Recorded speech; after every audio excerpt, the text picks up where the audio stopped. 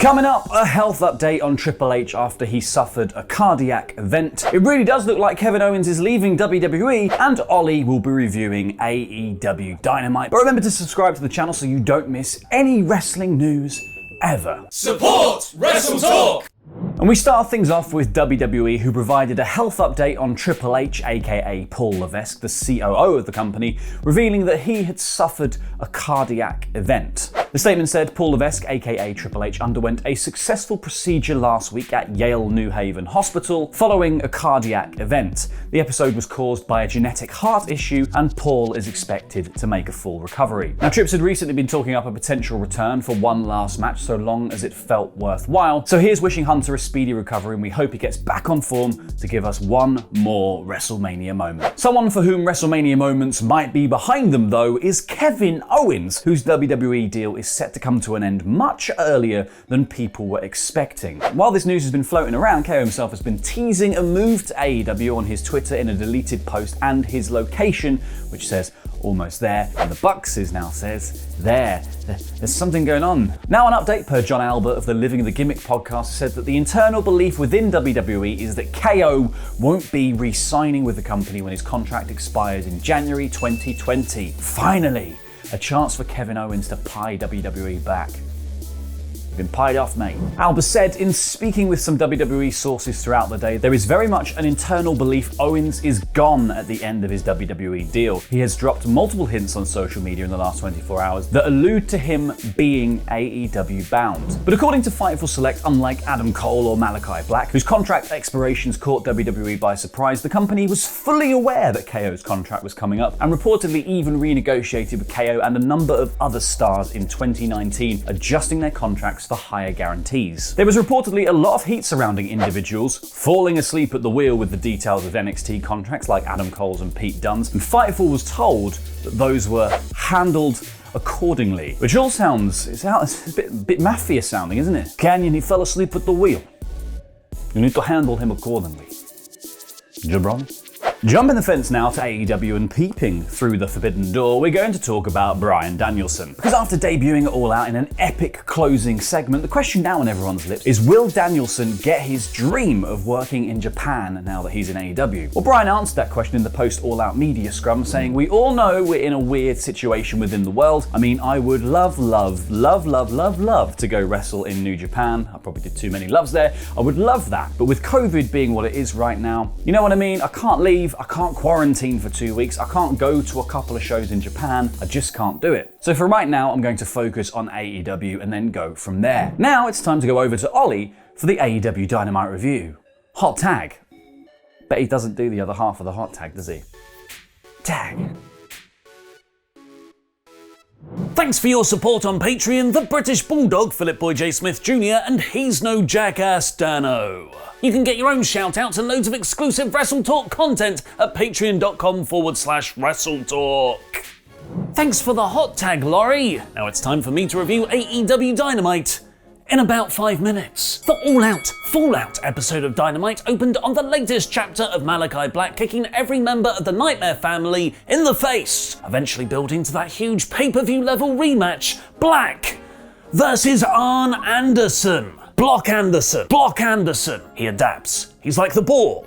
But first, Black must overcome Dustin Rhodes. They had Malachi's most competitive match so far, with Black dumping Rhodes through the timekeeper's table early and then getting Cody's retired boot from under the ring. This gave Dustin a fiery comeback with a great Canadian Destroyer near fall, but Black pushed Dustin into the exposed turnbuckle and hit a Black mass for the win. Dustin appeared to pop a blood capsule in his mouth as red, viscous liquid poured from his lips afterwards. Later on, they announced Black will face Cody again at the big Grand Slam show in New York, presumably setting up Black versus Arn Anderson at Full Gear. Block Anderson. CM Punk came out next to thank Darby, Sting, and all of us.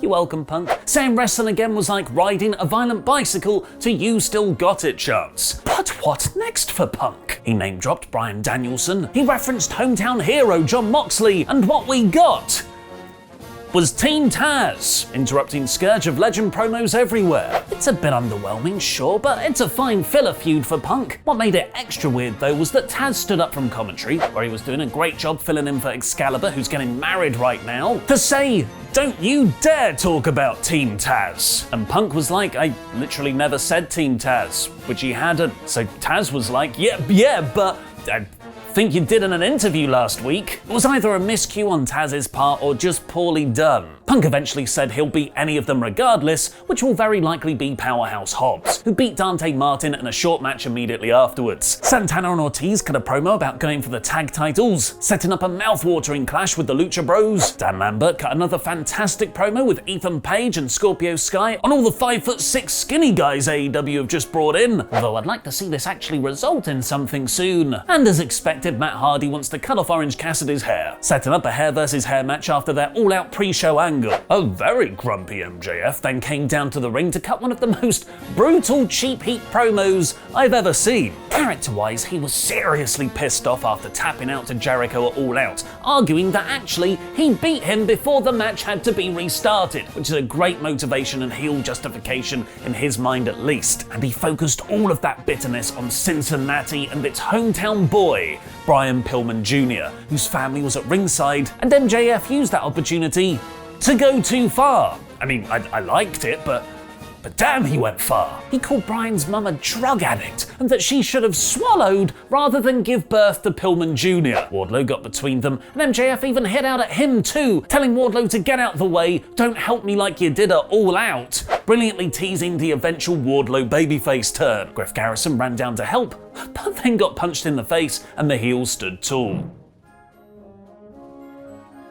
Britt Baker pointed out Ruby Soho's runaway name backstage, and then suggested she run away to catering where you spent most of your time last year. I feel like Britt takes the most WWE shots out of anyone. She hasn't even been there. Ruby then beat Jamie Hayter with a riot kick, yet another loss for Hayter on returning last month. The heels went to beat her up afterwards, but the hodgepodge of random babyfaces Chris Statlander and Riho made the save. Brian Cage and Ricky Starks had a video package setting up a singles match. The Dark Order's Evil Uno, Stu Grayson and John Silver then lost in a 6-man tag against the Pinnacle's FTR and Sean Spears when Silver accidentally collided with Uno. The action was fun, but it was the post-match angle that was really effective, with the Dark Order properly coming to blows, even though Anna Jay had told them to sort it out. Anna Jay is the new Dark Order leader confirmed. Or maybe they need someone else to truly reunite them.